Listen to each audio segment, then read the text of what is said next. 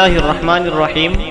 ایک صحابی سوال پوچھ رہے ہیں کہ اگر میری عشاء کی 3 رکعت چھوٹ جائے یا اسی طریقے سے ظہر یا عصر کی 3 رکعت چھوٹ جائے اور آخر کی چوتھی رکعت ملے تو بقیہ 3 رکعتیں کیسے مکمل کی جائیں؟ جواب سماعت فرمائیے۔ امام صاحب کے سلام پھرنے کے بعد آپ سب سے پہلے جب کھڑے ہوں تو ثنا پڑھیں، پھر اس کے بعد سورہ فاتحہ پڑھیں گے اور اسی طریقے سے ضم سورت پڑھیں گے، جو آپ کو سورت آسانی سے یاد ہو اسے پڑھ لیں، 1 رکعت مکمل کریں۔ جب 1 رکعت آپ کی مکمل ہو جائے تو قاعدہ کریں گے، قاعدہ کرنے کے بعد تشہد پڑھیں اور تشہد کے بعد قاعدے سے کھڑے ہو جائیں، پھر اس کے بعد سورہ فاتحہ اور اسی طریقے سے ضم سورت پڑھیں اور 1 رکعت مکمل کریں۔